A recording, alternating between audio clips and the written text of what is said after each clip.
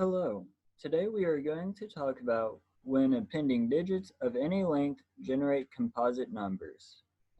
The use of prime and composite numbers are important in the field of cryptography and computer science. Prime numbers are used to encode private and valuable information to ensure security for corporations and individuals. For some numbers, it is easy to tell if they are composite. For example, which of these numbers are composite? For 8,652,222, a number ending in 2, 4, 6, 8, or 0 is an even number, and therefore 2 is a prime factor, giving us a composite number. For 1,321,555, any number ending in a 0 or 5 is a multiple of 5, and therefore composite. However, for 5,321,777, a number ending in 1, 3, 7, or 9 takes a little bit more intuition to determine whether or not the number is composite, and therefore we are not sure right away. As for appending digits to a number, consider the number 17 and the digit 1. Appending one digit of 1 to 17, we get a product of primes and therefore a composite number. Appending two digits of 1 gives us the product of 29 and 59, which is a composite number. The third digit of 1 is also a product of primes. In fact, for the first 7 digits, a composite number is generated. However, for the 8th digit, we obtain a prime number. Now consider the number 37. One digit of 1 appended to 37, we get a multiple of 7. For 2 digits of 1 appended to 37, we get a multiple of 3. When we append 3 digits of 1 to 37, we get the product of 17, 37, and 59. Appending the 4th and 5th digits of 1, we obtain a multiple of 13 and 3. So a question asked is whether or not every number when appending 1 to 37 is composite. It turns out this is true. We can see that each number has a factorization of at least one of 7, 3, 37, or 13. To discover why, we will define a sequence x sub n to be a number k where a digit d, which is d from the set 1, 3, 7, or 9, appended at the length of n, where n is greater or equal to 1. Our goal is to find a k that satisfies that every number in the sequence is composite. To do this, we will consider the series x sub n equal to 10 to the n times k plus 10 to the n minus I, where I ranges from 1 to n. This will ensure that each digit in k will be placed in the right ones, tens, hundred, or so on position. Before we can solve for k, we must discover when a system of congruences are solvable simultaneously. For example, we will consider the congruences x congruent to 3 mod 5 and x congruent to 2 mod 7. From the first congruence, we obtain that x is equal to any multiple of 5 added to 3. That is, x is equal to negative 2, 3, 8, 13, 18, 23, and 28. For the second congruence, we obtain x is equal to any multiple of 7 added to 2. That is, x is equal to negative 5, 2, 9, 16, 23, 30, and so on. From both of these congruences, we can see that they have 23 in common. However, we are unsure of what frequency this happens at. So, we will refer to the Chinese remainder theorem, which states for a system of congruences that the moduli are positive integers and pairwise relatively prime, then there is an x that satisfies all congruences simultaneously. In formulating a congruence for x, we get that x is congruent to some y mod cap m, where cap m is equal to the product of moduli p sub I, and b sub I is the mod inverse of cap m divided by the mod p sub I, and y is equal to the sum a sub I times b sub I times cap m divided by p sub I. To see why this works, we will refer back to the previous example, where we can see that the moduli are positive and have a greatest common divisor of 1 and therefore relatively prime. So, we must first note that the cap m, the product of m sub p sub i's, is 35. So, x is congruent to some y mod 35. To solve for y, we must find b sub I to be the mod inverses of 7 mod 5 and 5 mod 7. To do this, for case 1, we must find a multiple of 7 that is 1 greater than a multiple of 5. For instance, 21 is 7 times 3 and is greater than 20, which is 5 times 4. So, b sub 1 is equal to 3. For 5 mod 7, we use the same tactic, and we get that 15 is 1 greater than 14. So 5 times 3 is also the mod inverse of 5 mod 7. In plugging into the equation for y, we obtain that y is the sum of ai times b sub I times cap m divided by p sub I, which we get 3 times 3 times 35 divided by 5, which is 7, added to 2 times 3 times 5, we get that this answer is 93, which reducing by 35 times 2, or 70, we obtain that x is congruent to 23 mod 35.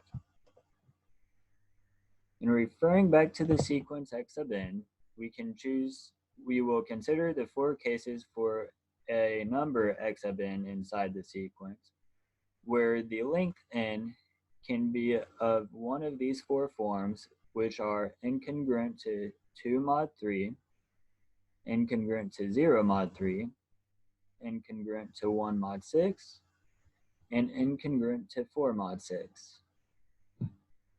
We choose these congruences to make sure that every integer that n could be is covered by at least one of these 4 congruences.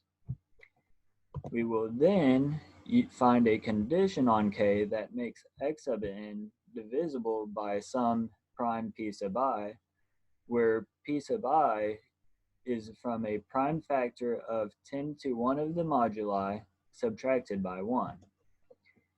From here, we obtain that our p sub I equal 3, 37, 7, and 13. For case 1, incongruent to 2 mod 3, by definition of congruences, we know that n is equal to 3q plus 2 for some integer q. We then can write the series of x sub n to be 10 to the 3q plus 2 times k plus 10 to the 3q minus I, where I ranges from 1 to 3q plus 2. Notice that any integer or any power of 10 is congruent to 1 mod 3. That is for the fact the products of 3 is either 9, 99, 999, or so on and so forth, which is always less than a power of 10.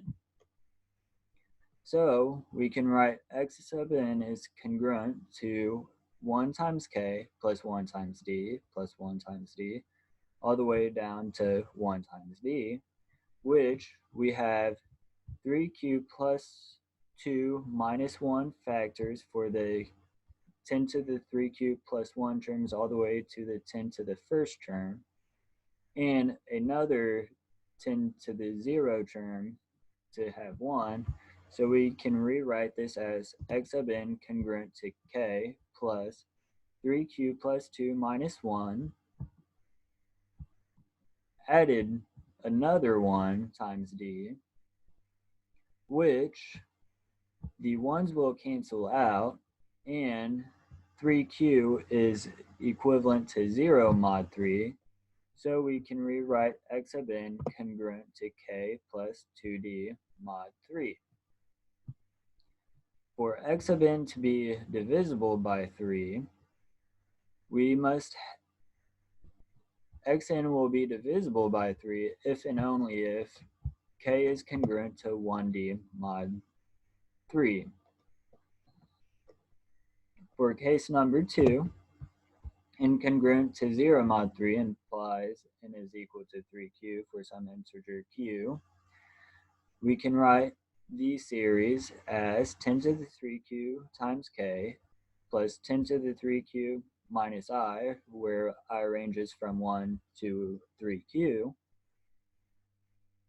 which, if we notice the terms containing d, we can write these as a geometric series where the sum of d times 10 to the 3q minus 1 ranging, or 3q minus I ranging from 1 to 3q, we get that the terms end up becoming d times 3q times 10 to the 3q minus 1 plus 1 subtracted by 1 all over 10 minus 1, which we obtain that x sub n is equal to 10 to the 3q times k plus d times 10 to the 3q subtracted by 1 all over 9.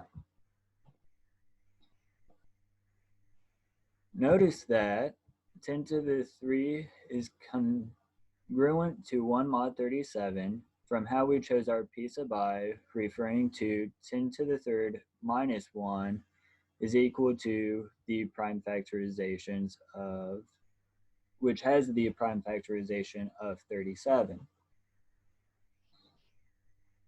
So we can write that x sub n is congruent to 10 to the 3rd to the power of q, which is 1 to the q, times k, plus d times 1 to the q subtracted by 1 divided by 9, which any power of 1 is 1, and 9 is invertible mod 37, so we can say that x sub n is congruent to 1 times k plus d times 1 minus 1 times 9 inverse, which any 1 minus 1 is 0, so this term will drop out. So we get x sub n is congruent to k mod 37. So x sub n is divisible by 37 if and only if k is congruent to 0 mod 37.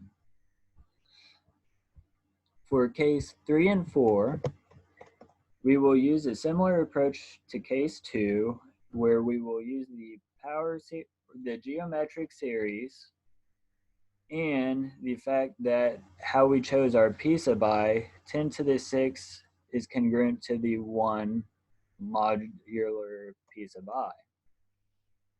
So we find our 4 cases to produce the system of congruences: k congruent to d mod 3, k congruent to 0 mod 37, k congruent to 2D mod 7, k congruent to 11D mod 13. We will then use the Chinese remainder theorem to find a k that satisfies all congruences simultaneously. For simplicity, we will use d equals 1. From the Chinese remainder theorem, we recall that y is the sum of ai times b sub I times cap n divided by p sub I, where cap n is the product of the moduli p sub I, which is 3 times 37 times 7 times 13, which is 10,101.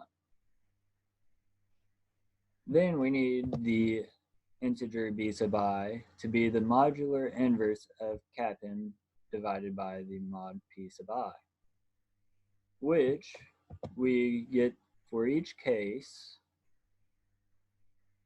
that b sub I is 1, 8, 1, and 4.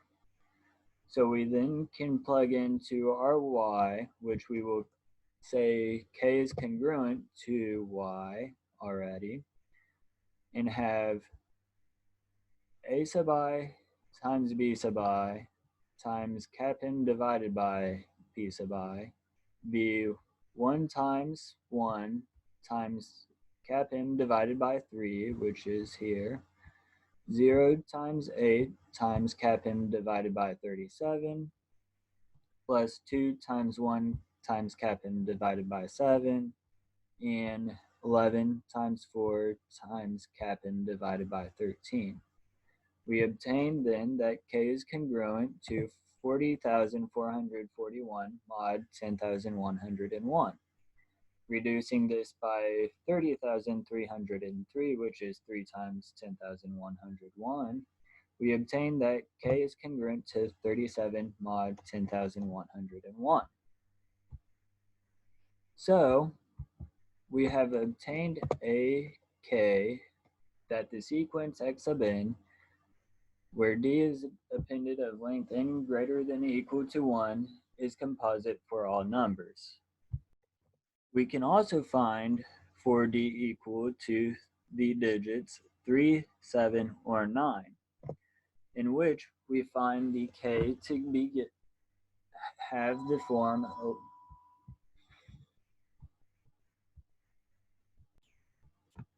from this, we can find that k is equal to 111 for 3, 259 for 7, and 333 for 9.